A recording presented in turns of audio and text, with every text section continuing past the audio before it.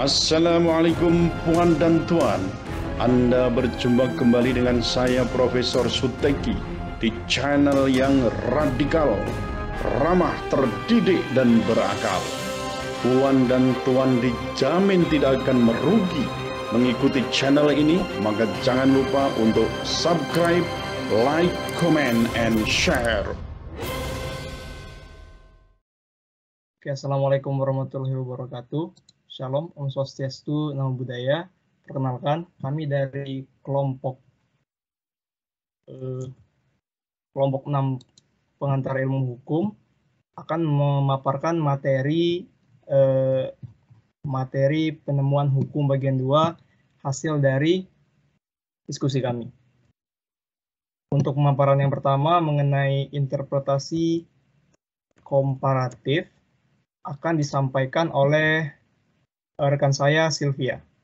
Waktu dan layar dipersilakan.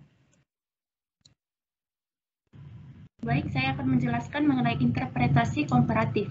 Interpretasi komparatif merupakan metode penafsiran undang-undang dengan jalan membandingkan antara berbagai sistem hukum. Dengan membandingkan, hendak mencari kejelasan mengenai makna suatu ketentuan peraturan perundang-undangan.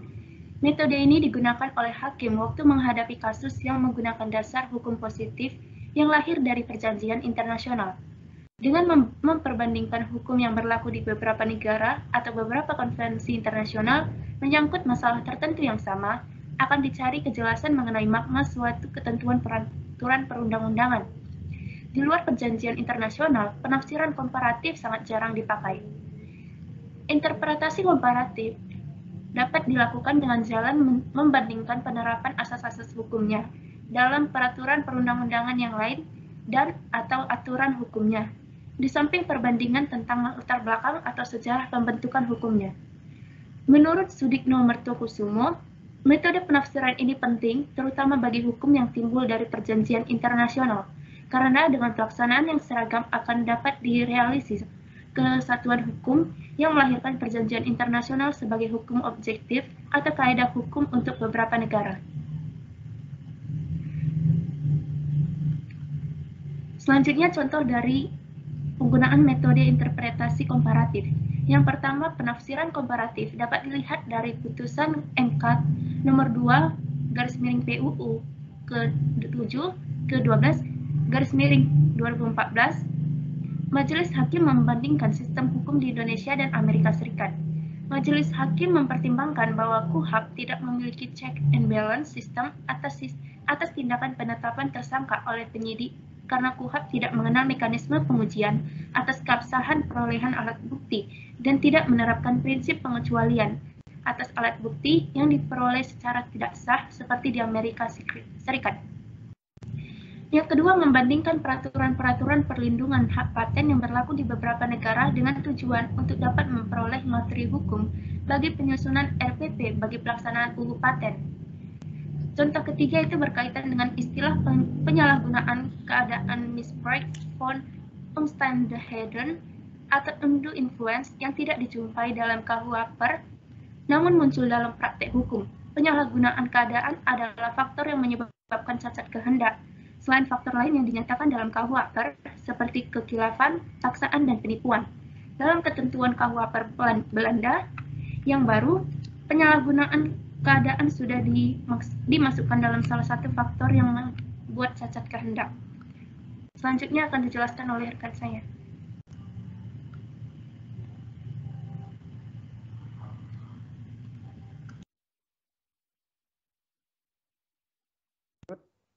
Easterhoff, interpretasi futuristis dilakukan dengan cara merujuk pada rancangan undang-undang yang sudah disiapkan untuk dibahas atau sedang dibahas dalam parlemen. Dengan cara ini, hakim melihat ke masa depan atau forward looking. Kemudian menurut Jazim Hamidi, dengan mengutip pendapat beberapa orang, interpretasi futuristis adalah penginterpretasian undang-undang dengan cara melihat pula rancangan undang-undang yang sedang dalam proses pembahasan. Jadi dapat disimpulkan bahwa interpretasi futuristis adalah interpretasi hukum yang dilakukan dengan cara mengacu kepada rancangan peraturan perundang-undangan yang akan diberlakukan di masa yang akan datang. Jadi interpretasi ini bersifat antisipatif dan berpedoman kepada undang-undang yang belum mempunyai kekuatan hukum. Jadi interpretasi futuristis ini lebih bersifat ius constituendum atau hukum atau undang-undang yang diciptakan daripada ius constitutum atau hukum atau undang-undang yang berlaku saat ini. Apabila ada suatu permasalahan hukum yang tidak dapat diselesaikan dengan menggunakan ketentuan hukum yang sedang berlaku, hakim dapat menyelesaikan permasalahan ini dengan menggunakan rancangan undang-undang yang akan berlaku pada masa mendatang. Rancangan undang-undang ini masih dalam proses pembahasan di DPR, tetapi hakim yakin bahwa rancangan ini akan diundangkan. Apabila RUU ini sudah diundangkan, maka interpretasinya tidak dapat lagi dikatakan futuristis. Kemudian contoh dari interpretasi futuristis, boleh di next. Pada kasus Abdul Qadir Jailani, anak dari Ahmad Dhani, yang menewaskan 7 orang pada tahun 2013 ketika dirinya masih di bawah umur, yaitu umur 13 tahun. Dalam kasus ini diterapkan konsep restoratif justice yang dianut dalam Undang-Undang Nomor 11 Tahun 2012, meskipun undang-undang tersebut baru berlaku pada tahun 2014. Restoratif justice tersebut dilakukan melalui diversi atau proses pengalihan penyelesaian perkara anak di luar sistem peradilan. Selanjutnya akan dilanjutkan oleh teman saya. Yang berikutnya adalah mengenai interpretasi otentik.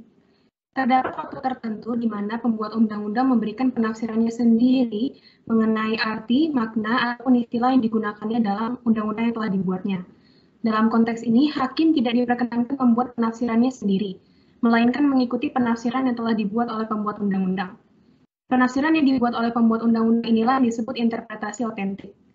Oleh karena itu, interpretasi otentik adalah interpretasi atau penafsiran yang dibuat oleh pembuat undang-undang.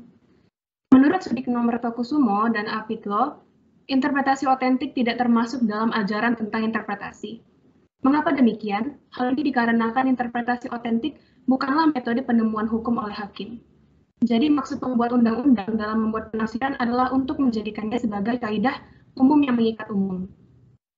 Tafsiran resmi yang berbentuk definisi atau batasan yang dimuat dalam undang-undang demikian biasanya dibuat dalam pasal-pasal di bagian permulaan batang tubuh undang-undang.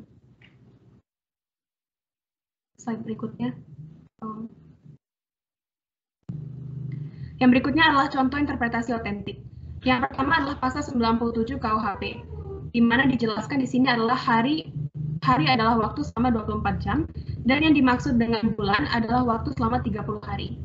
Contoh kedua adalah pasal 99 KUHP, dijelaskan bahwa memanjat termasuk juga masuk melalui lubang yang memang sudah ada, tetapi bukan untuk masuk atau masuk melalui lubang di dalam tanah yang sengaja digali, begitu juga menyeberangi selokan atau parit yang digunakan sebagai batas penutup. Contoh berikutnya pada pasal 512 sampai 517 KUH Perdata, dijelaskan satu persatu apa itu barang bergerak, perkakas rumah, mebel atau perabot rumah, perhiasan rumah, dan sebagainya. Lalu contoh berikutnya adalah pasal 1 KUHP, yang mana dalam pasal 1 ini dijelaskan satu persatu mengenai pihak-pihak yang berhubungan dengan undang-undang ini, dan salah satunya adalah penyidik. Dijelaskan bahwa penyidik adalah pejabat polisi negara Republik Indonesia atau pejabat pegawai negeri sipil tertentu yang diberi wewenang khusus oleh undang-undang untuk melakukan penyidikan. Selanjutnya akan dijelaskan oleh rekan saya.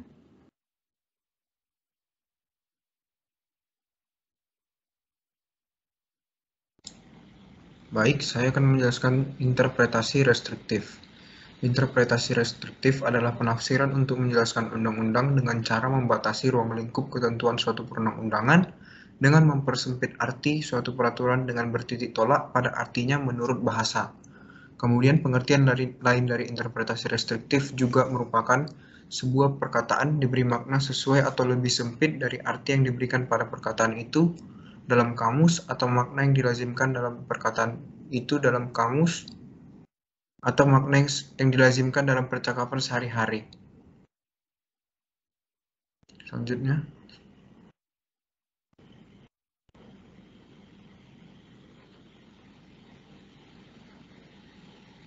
Contoh interpretasi restriktif yang pertama ialah, menurut interpretasi gramatikal, kata tetangga dalam pasal 666 KUH Perdata dapat diartikan setiap tetangga itu termasuk seorang penyewa dari pekarangan sebelahnya. Tetapi kalau dibatasi menjadi tidak termasuk tetangga penyewa. Ini berarti hakim sudah melakukan interpretasi restriktif.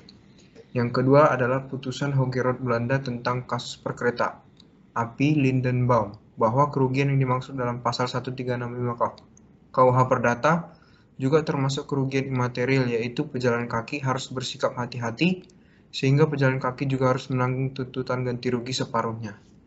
Selanjutnya akan dijelaskan oleh teman saya.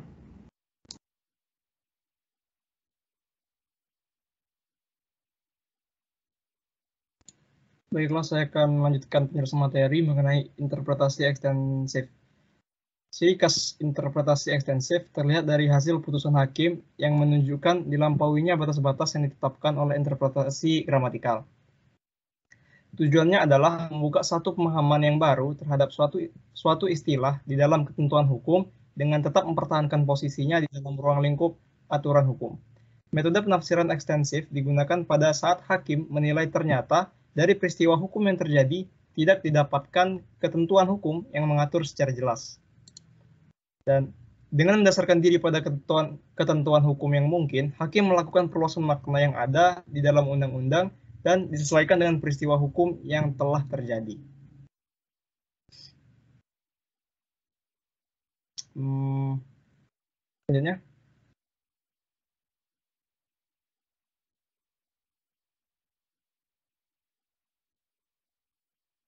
Di sini saya akan memberikan 3 contoh mengenai interpretasi ekstensif. Yang pertama adalah kasus Ares Listrik 1921, di mana kasus ini memperluas penafsiran barang.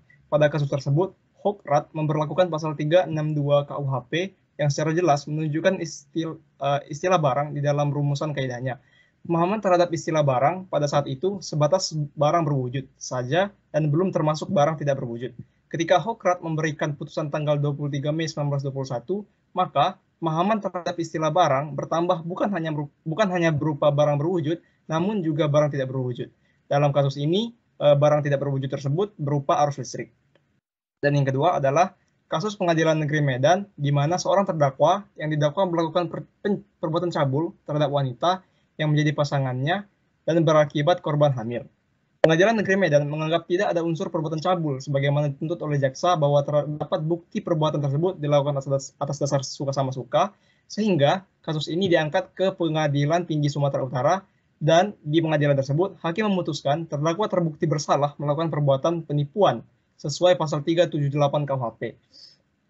Hakim menilai perbuatan terdakwa berbohong menjanjikan akan menikahi korban, namun terbukti bahwa terdakwa telah beristri. Hakim juga menyatakan terbuktinya unsur barang, di mana barang di sini menurut hakim diinterpretasikan berupa sebuah rayuan terhadap korban, sehingga si korban ini menyerahkan barang korban. Adapun objek barang yang diberikan dalam perkara ini adalah kenikmatan yang dirasakan oleh terdakwa akibat dari bersetubuh dengan korban, dan bukan alat kelamin si perempuan, tetapi jasa. Di sini Majelis Hakim Pengadilan Tinggi Sumatera Utara memberikan penafsiran ekstensif berupa barang dan memandang bahwa terdakwa merayu si korban. Putusan ini memunculkan banyak kontroversi sehingga akhirnya Mahkamah Agung membatalkan putusan tersebut dan memberikan koreksi terhadap kesalahan dalam melakukan penafsiran. Unsur yang dibicarakan adalah unsur memaksa dalam pasal 335 ayat 1 KUHP yang diartikan sebagai memaksa dalam arti fisik. Mahkamah Agung memberikan pemahaman baru melalui penafsiran ekstensif bahwa unsur memaksa di dalam pasal 335 ayat 1 KUHP ini bisa berarti perbuatan yang tidak menyenangkan. Oleh karena akibat dari putusan mahkamah ini, terdakwa dinyatakan bersalah karena terbukti melakukan pemaksaan pada wanita itu bukan tindakan berbohong, melainkan tindakan memaksa. Di mana terdakwa memaksa wanita untuk bersetubuh seperti diatur dalam pasal 335 ayat 1 KUHP. Contoh terakhir yaitu putusan Mahkamah Agung nomor 854 K/Pidana/1983 tanggal 19 September 1984. Di mana kasus ini dalam perkara tersebut terdakwa diadili di Pengadilan Negeri Klungkung dan menerapkan hukum pidana adat Lokika Sanggraha dari Paswara, Bali, Jo UU nomor 1/DRT/1991 pasal 5 ayat 3 huruf B. Hukum pidana adat Lokika Sanggraha mengatur tentang pria yang telah bersetubuh dengan seorang gadis sehingga berakibat hamilnya si gadis, kemudian si pria menolak mengawini si gadis yang telah hamil. Di sini, hakim melakukan pengadilan terhadap nilai-nilai hukum yang terdapat di sini hakim melakukan penggalian terhadap nilai-nilai hukum yang terdapat di dalam hukum adat Bali seperti yang terdapat pada Peswara Bali dan dijadikan landasan hukum dalam mengadili perkara. Dengan diterapkannya aturan hukum dan rasio disiden di hakim dalam putusannya, maka dapat diperoleh suatu jurisprudensi baru bagi pemahaman aturan. Pemahaman terhadap aturan hukum adat Bali yang sudah berkembang inilah sekaligus menandakan digunakan interpretasi hukum ekstensif. Dari contoh ketiga ini kita dapat melihat bahwa interpretasi hukum ekstensif ini dapat juga menyerap dan menjadikan hukum-hukum adat sebagai landasan dalam hakim membuat sebuah putusan. Sekian dari saya. Terima kasih. Oke, pada kesempatan kali ini kami akan masuk ke sesi tanya jawab. Kami telah menerima 2 pertanyaan dari teman kelas kami yang nantinya akan disampaikan dan dijawab oleh rekan-rekan saya. Untuk pertanyaan pertama akan dijawab oleh Gracia dan pertanyaan kedua akan dijawab oleh Kelly. Baiklah, untuk rekan-rekan saya, waktu dan layar dipersilakan. Baik, pertanyaan pertama adalah penemuan hukum atau resfinding adalah proses pembentukan hukum oleh hakim atau aparat hukum lainnya yang ditugaskan untuk penerapan peraturan hukum umum pada peristiwa hukum konkret. Dengan demikian dapat dikatakan penemuan hukum secara operasional dilakukan dengan terlebih dahulu melakukan penafsiran yang menggunakan asas-asas logika. Apakah penafsiran hanya cukup dengan menggunakan asas-asas logika? Jawaban dari kelompok kami adalah sebagai berikut. Sudikno menyatakan bahwa penemuan hukum secara operasional dilakukan terlebih dahulu melakukan penafsiran yang menggunakan asas-asas logika. Menurut kelompok kami, penafsiran tidak cukup menggunakan asas-asas logika. Hal ini dikarenakan dalam penafsiran terdapat aspek-aspek lain yang menjadi faktor di dalam menentukan suatu putusan hakim menyangkut penerapan hukum ke dalam suatu perkara. Selanjutnya akan dijawab oleh rekan saya. Baik, saya akan menjawab pertanyaan kedua, yaitu apakah penafsiran hukum bisa berubah menjadi konstruksi hukum? Jawabannya, apabila dalam proses penafsiran hukum tidak ditemukan atau diperoleh jalan keluar, hasil untuk mengambil keputusan akhir atau menyelesaikan sebuah perkara, maka tindakan yang diambil adalah melakukan sebuah konstruksi hukum. Jadi penafsiran hukum terlebih dahulu dilakukan.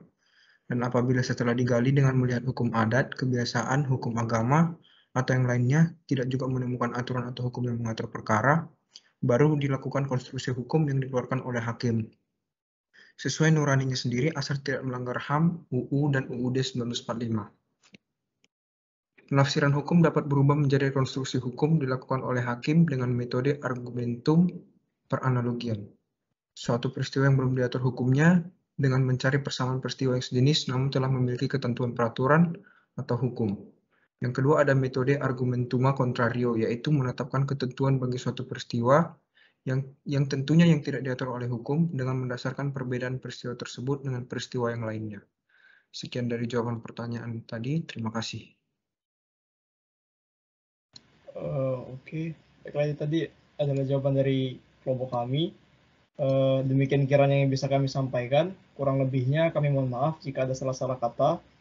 Dan atas perhatiannya kami ucapkan terima kasih yang sebesar-besarnya. Akhir kata, wassalamualaikum warahmatullahi wabarakatuh.